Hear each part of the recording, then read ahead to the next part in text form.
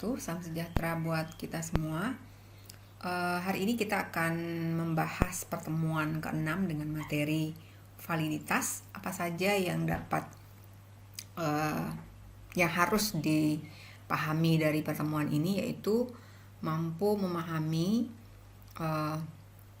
secara prosedural maupun konseptual tentang validitas. Nah, setelah kita membuat soal, kemarin menyusun tes, kemudian mencari daya beda dan taraf kesukarannya, pada hari ini atau pada kali ini kita akan membahas tentang validitas. Untuk validitas itu artinya adalah apakah instrumen yang kita buat itu menunjukkan tingkat ketepatan atau akurasi suatu instrumen untuk mengukur apa yang harus diukur. Kalau misalnya kita mengukur berat badan, berarti kita harus menggunakan timbangan, gitu istilahnya ya. Kemudian kalau misalnya mengukur tentang tinggi, ya kita menggunakan meteran gitu ya. Nah, untuk validitas ini terbagi menjadi beberapa. Ada validitas logis, di mana sebuah instrumen dinyatakan memenuhi persyaratan valid berdasarkan hasil penalaran, baik itu berupa isi dan konstruknya. Kemudian ada validitas empiris, yaitu validitas yang dinyatakan dalam pengalaman validitas ada sekarang dan validitas prediksi. Kemudian ada validitas isi atau content validity, yaitu mengukur tujuan khusus tertentu yang sejajar dengan materi atau isi pelajaran yang diberikan. Kemudian ada validitas konstruk, di mana setiap butir instrumen yang membangun tes sesuai dengan aspek berpikir seperti TIK dan tujuan instruksional khusus. Nah, untuk validitas ada sekarang atau concurrent validity ini apabila hasil tesnya sesuai dengan pengalaman dengan adanya pembanding. Kemudian kalau untuk prediksi ini apabila memiliki kemampuan untuk meramalkan apa yang akan terjadi pada masa yang akan datang. Nah, untuk validitas instrumen yang disebut valid apabila mengukur apa yang seharusnya diukur. Misalkan untuk mahasiswa S1 atau S2 diperkenankan hanya melihat instrumen dari validitas isi, sedangkan untuk melihat validitas isi suatu instrumen diperlukan seorang atau lebih validator. Nah, tugas pokok validator adalah melakukan penilaian konten terhadap instrumen, antara lain mencocokkan kisi-kisi dengan definisi, kemudian melakukan penelaahan terhadap butir-butir instrumen. Kemudian ada contoh pertanyaan kepada validator mengenai kesesuaian kisi-kisi dengan definisi variabel. Apakah variabel telah didefinisikan dengan benar? Apakah kisi-kisi itu juga telah sesuai dengan definisi variabel? Dan apakah diperlukan revisi pada kisi-kisi, dan jika diperlukan revisi pada bagian mananya gitu kan? Nah, untuk contoh penelaahan butir-butir instrumen, kita harus lihat dari segi materi atau substansi, apakah materinya sudah dipelajari oleh siswa, kemudian butir soalnya sesuai dengan indikator, kemudian antar butir tidak saling bergantung. Itu jangan dilakukan lah gitu, membuat soal dari contoh dari butir nomor 1, nah bla bla bla, dihubung-hubungkan, jangan ya. Kemudian yang kedua dari segi konstruksi, di mana pokok soal itu dirumuskan dengan singkat dan jelas. Dapat jangan sampai menimbulkan penafsiran yang ganda. Kemudian butir soal tidak tergantung kepada jawaban butir soal yang lain yang barusan saya sudah ungkapkan juga. Kemudian pengecualiannya juga disusun dengan baik. Kemudian dari segi bahasa, soal menggunakan bahasa Indonesia yang baik dan benar, kemudian menggunakan bahasa yang komunikatif, dan soal tidak menggunakan bahasa yang berlaku pada suatu tempat saja. Nah, contoh dengan pertanyaan kepada validator mengenai penelaahan butir tes dengan kisi-kisi, contohnya seperti ini. Kira-kira kuesionernya seperti ini, kesesuaian butir soal dengan kisi-kisi seperti apa, nanti validator akan mengisi ya, apakah oke atau tidak gitu. Kemudian ada langkah-langkah dalam menguji validitas. Nah, cara menghitung validitas ini bisa dengan manual, bisa dengan Excel, ataupun bisa dengan SPSS. Tapi walaupun misalkan Anda mengalami kemudahan dengan menggunakan Excel ataupun SPSS, saya sarankan Anda juga harus mampu untuk menghitungnya secara manual gitu. Walaupun memakan waktu yang cukup lama, paling tidak Anda akan mengerti komponen-komponen apa saja yang diperlukan dalam menghitung validitas. Nah, di sini saya akan mencoba sedikit menjelaskan tentang langkah menguji validitas dengan program Excel. Yang pertama yaitu menghitung skor total jawaban untuk masing-masing responden menggunakan rumus SUM.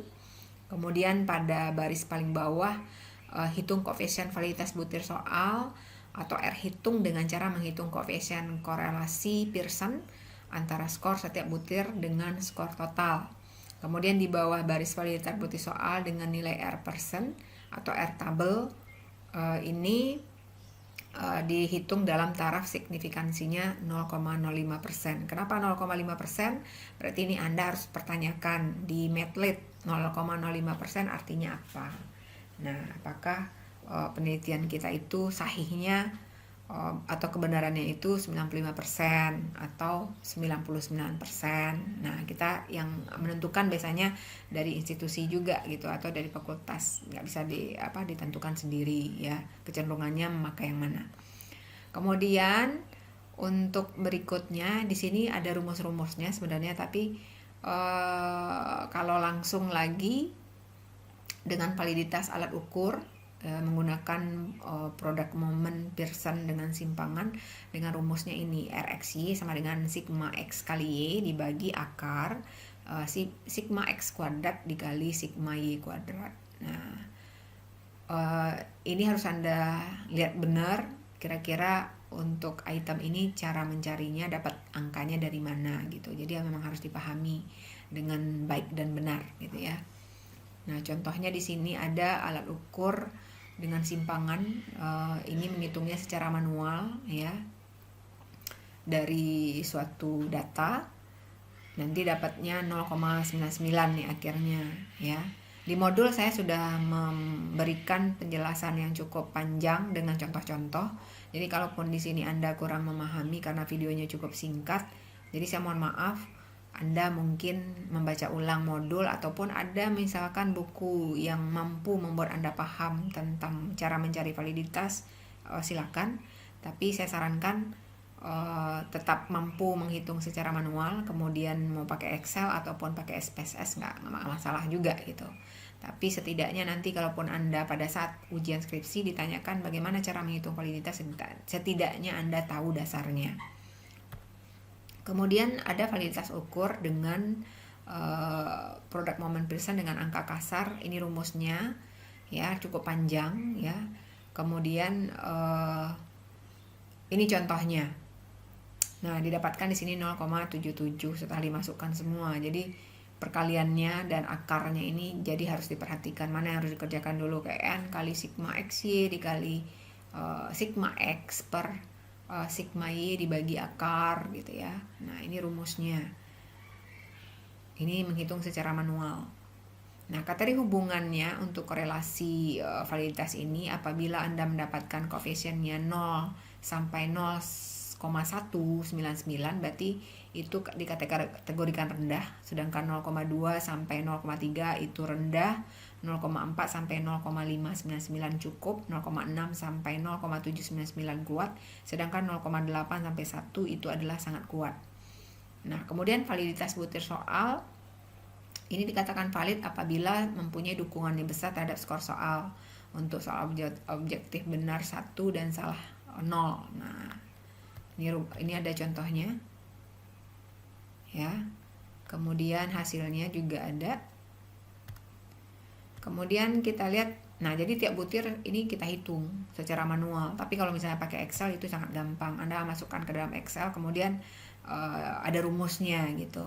Nanti tinggal diklik, di-copy ke kanan, udah dapat semua langsung. Jadi tinggal Anda lihat kategorinya apakah soal butir soal yang Anda buat itu valid semua atau tidak. Nah, apa yang dilakukan kalau misalkan tidak valid? Kalau tidak valid berarti soal yang Anda buat bisa dibuang atau bisa disetting ulang. Mungkin kalimatnya diperbaiki atau susunan kata-katanya atau pengecohnya dan segala macam itu bisa dilakukan. Ini adalah rumus validitas koefisien korelasi biserial. Nah, ini adalah tabel R untuk melihat membandingkan antara R hitung dan R tabel. Apabila R hitungnya besar dari R tabel, maka dinyatakan dengan valid suatu butir soal yang kita ukur. Jadi itu kira-kira pada pertemuan kali ini. Kalau misalkan ada yang kurang jelas, saya mohon Anda membaca modul karena di sana contohnya cukup banyak yang saya tampilkan walaupun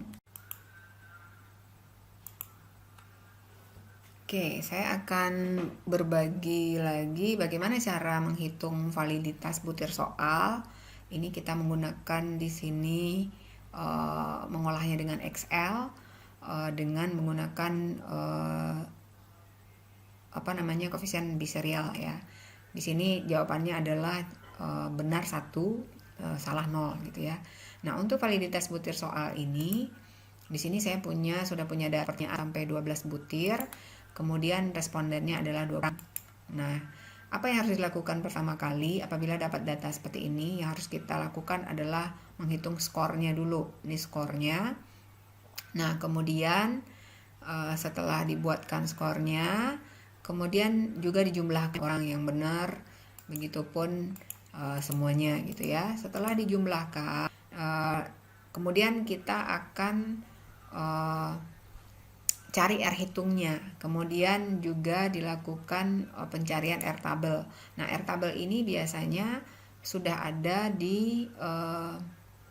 sudah ditentukan. Cuman kita cara melihatnya kita harus tentukan dulu jumlah pesertanya 20, berarti DF kurang 1 gitu ya. DF kurang 2 kalau nggak salah. 20 dikurang 2 berarti ya kita lihat tabelnya di tabel R dengan 18, urutan 18 dengan koefisiennya misalkan kita berlakukan 5% biasanya, jadi nilainya adalah 0,4438. Nah, setelah di modul ada ya R tabel ini, jadi coba Anda lihat. Nah, di situ setelah semuanya kita pasangkan semua 0,448, nah R hitungnya adalah di sini mencarinya adalah kita menggunakan Corel. Anda tinggal mengetikkan sama dengan, kemudian tulis Corel, nanti akan keluar. Di situ ada cara pakai array 1 dan array 2 gitu. Nah, Anda tinggal mensorot kira-kira data ini, koma atau titik koma antara array 1 dengan array 2 atau apa, kemudian disorot lagi gitu. Nah, dapatkan hasil ini. Jadi kita cobakan ya, semoga berhasil. Corel. Nah, di sini ada Corelnya nih. Nah, tinggal Anda klik di efek ini 2 kali. Nah, kemudian ini karena udah otomatis kali ya. Karena ini udah berumus nih ya, makanya dia seperti itu. Nah, yang penting intinya itu enter. Jangan lupa dikunci pakai F4 sehingga nanti baru keluar dolar-dolarnya ini, tanda dolar. Nah, hasilnya seperti ini. Nah, kapan dikatakan suatu validitas itu valid atau tidak, itu dari R hitung lebih besar dari R tabel. Nah, ini juga bisa dirumuskan pakai logika atau pakai if gitu. Jika R hitung besar dari R tabel dinyatakan valid. Tapi kalau misalkan R hitungnya kecil dari R tabel berarti itu tidak valid. Nah, ini adalah buktinya. Yang valid di sini dari kesimpulan ini adalah delete. Nah, dari 12 yang sudah ada. Nah, yang tidak valid berarti diapakan?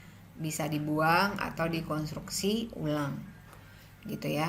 Nah, kemudian kita lihat bagaimana kalau dengan angket. Terus Alpha Cronbach juga bisa, atau juga bisa ya. Kalian tinggal skorkan, kemudian menghitung jumlah masing-masing dari soal, totalnya berapa angket ini, kemudian R tabelnya berapa, karena masih 20 berarti masih 0,4438 di 5%. Nah, di kebenaran 95% atau kesalahannya 5%. Nah, R hitungnya setelah dicari seperti dalam menghitung pakai Corel tadi, jadi nanti kita ukur, tinggal berikan apakah dia valid atau tidak. Apabila besar dari R tabel berarti dinyatakan valid ya, jadi kayak gitu. Nah, setelah didapatkan ya selesaikan. Semoga Anda paham. Bila tidak paham, baca modul lagi karena contohnya di sana juga cukup banyak. Ini adalah cara mudah untuk melakukan, tapi misalnya kalau Anda nanti mau filenya, tinggal saya kirimkan via kelas online-nya.